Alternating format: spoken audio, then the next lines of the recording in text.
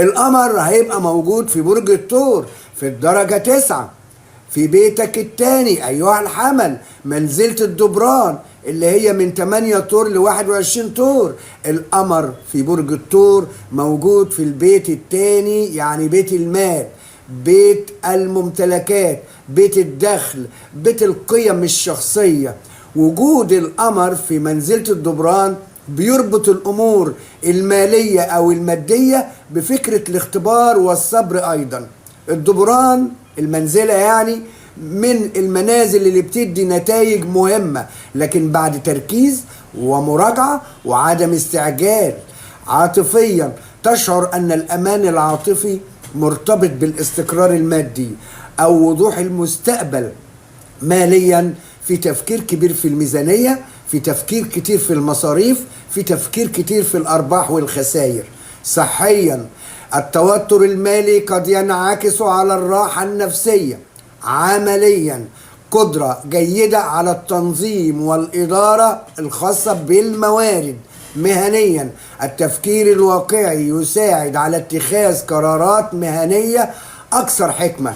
التأثير العام لليوم ده، الحمل والقمر هنا بيلعبوا دور مهم جدا، لأنه بيحط عينك على الأمور العملية بعد ما الشمس شغلتك في البيت الرابع اللي هو بيت العيلة. القمر بقى بيقول لك بص كمان على مواردك وبص على إمكانياتك المادية. الدبران بتخليك ما تندفعش ورا مكاسب سريعة، ولكن بتفكر في المكاسب طويلة المدى. في فرصة أيها الحمل إنك تراجع طريقة صرفك أو طريقة إدارتك للأموال أو للموارد، وهتكتشف نقطة كنت محتاج تعدل فيها. اليوم ده الواقعية هي هتكون أفضل حليف لك. عندنا بقى زاويتين في اليوم ده، اتكلمنا عن الشمس واتكلمنا عن القمر. عندنا زاويتين. أول زاوية الزهرة في الدرجة 29 و29 دقيقة في برج الأسد، وده بيتك الخامس أيها الحمل، وفي منزلة الصرفة اللي هي من 21 أسد ل4 عذراء. عاملة زاوية نص تربيع مع المعلم زحل في الدرجة 14 و29 دقيقة. مليكة شكرا للتحية، شكرا مليكة للتحية، شكرا للدعم. كبسوا يا جماعة عشان اللايف يعلى شوية. شكرا مليكة للتحية، تحياتي لحضرتك. البيت الأول اللي هو الحمل، زحل موجود في البيت الأول في الحمل في منزلة الثريا اللي هي من 25 حمل ل8 طور. الزهرة في البيت الخامس، بيت الحب، بيت الرومانسية، بيت المتعة، بيت الإبداع، وفي درجة أخيرة كمان من برج الأسد داخل منزلة الصرفة اللي بترمز للانتقال من مرحلة لمرحلة أخرى. في المقابل زحل موجود في بيتك الأولاني أيها الحمل، بيت الشخصية والصورة والكاركتر، بيت الذات، داخل منزلة الثريا اللي بترتبط بالنضج والتدرج والصبر. نص التربيع الزاوية اللي بتتعمل ديت، اللي بتتعمل بينهم يعني، بتخلق توتر خفيف بين الرغبة الشخصية وبين الواجب أو المسؤولية. عاطفيا هتشعر أن هناك مسافة بين ما تتمناه وما تسمح به الظروف الحالية. ماليا الإنفاق على المتعة أو الهوايات يحتاج إلى حسابات أكثر دقة. صحيا زحل في البيت الأول بيطلب منك الحفاظ على طاقتك وعدم استنزاف الطاقة بتاعتك أو عدم استنزاف نفسك يعني. عمليا الرغبة في الاستمتاع قد تتعارض أحيانا مع الواجبات المطلوبة منك. مهنيا التقدم موجود لكن بيحتاج إلى التزام وانضباط. التأثير المجمل لليوم ده الزاويتين والشمس والقمر. اعرف ان الاول الزاوية اللي احنا اتكلمنا عليها ديت من اهم زوايا يوم الخميس. الزهرة في البيت الخامس عايزة تفرح وتستمتع وتعيش مشاعر جميلة وهتعيشك في ده، بس زحل في البيت الاول بيقول لك استنى، فكر الاول. ممكن تحس ان في مسؤوليات بتحدي من حريتك وتحد من حريتك، او انك مضطر تأجل حاجة كان نفسك فيها.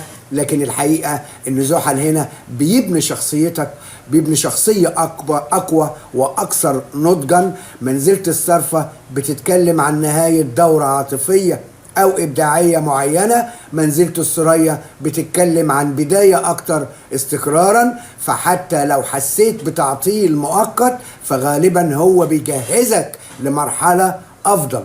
الزاوية الثانية عطارد في الدرجة 22 و47 دقيقة في برج السرطان، أيضا في بيتك الرابع وفي منزلة الطرفة، نفس المنزلة اللي فيها الشمس اللي هي من 12 ل 25 سرطان.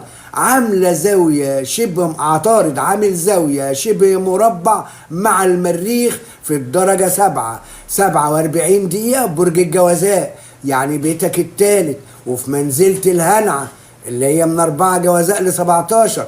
عطارود في البيت الرابع هيجعل التفكير مركز على العائلة، هيجعل التركيز مركز على البيت، هيجعل التركيز مركز على الماضي. بينما المريخ في البيت الثالث بينشط الكلام والحركة وبينشط الاتصالات والتنقلات. البيت الثالث كلنا عارفينه.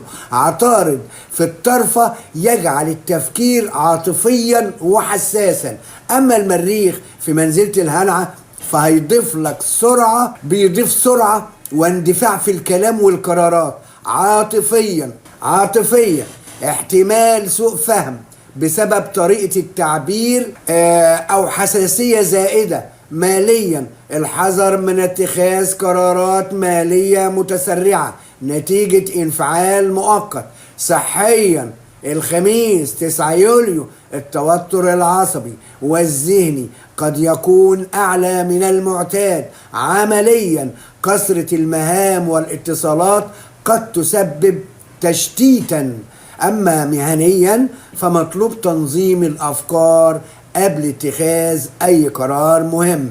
التأثير بشكل عام، أو هنقول الزاوية دي الأول بتوضح إن أكبر تحدي اليوم ده ممكن يكون في التواصل، لأن المريخ في بيتك الثالث بيخليك سريع في الرد، ويعني الباور بتاعك بيبقى عالي. بينما عطارد في البيت الرابع، مليكة شكرا للتحية والدعم، بينما عطارد في البيت الرابع بيخليك تتكلم من منطلق عاطفي أو شخصي. النتيجة إن كلمة صغيرة أيها الحمل ممكن تكبر، ممكن نقاش بسيط يتحول لخلاف كبير. لو مفيش عندك شوية هدوء وحنكة الموضوع مش هيبقى حلو. طب ما احنا نتريث. الأفضل انك تسمع اكتر ما تتكلم في اليوم ده، وتفكر مرتين قبل اي رد فعل. ولو استخدمت طاقة المريخ في الحركة في التخطيط بدل ما تستخدم طاقة المريخ في الجدال هتحقق نتائج احسن بكتير ايها الحمل. الخلاصة العامة بقى لك يوم 9 يوليو، اليوم كله بيدور حوالين تحقيق توازن ما بين الاستقرار الداخلي والرغبات الشخصية والمسؤوليات والواجبات الواقعية. الشمس وعطارد في بيتك الرابع بيفتحوا لك ملفات البيت والعيلة والراحة النفسية، وطبعا بأمر الله. القمر في البيت الثاني بيخليك تفكر في الفلوس والمال والأمان المادي. الزهرة في الخامس عايزة تعيشك لحظات جميلة، لكن زحل عندك في برجك في طلعك بيطلب منك النضج والانضباط. المريخ في البيت الثالث بيزودك سرعة في التفكير والكلام. عاطفيا انت محتاج شوية صبر وهدوء اكثر من الاندفاع. امال ماليا يوم مناسب للمراجعة والتنظيم وليس للمخاطرة. امال صحيا الراحة النفسية مهمة جدا للحفاظ على طاقتك.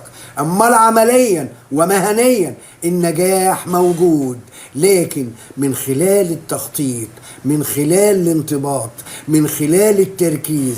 بشكل عام يوم 9 يوليو بالنسبة لك أيها الحمل هو يوم بيختبر قدرتك على الموازنة ما بين القلب وما بين العقل.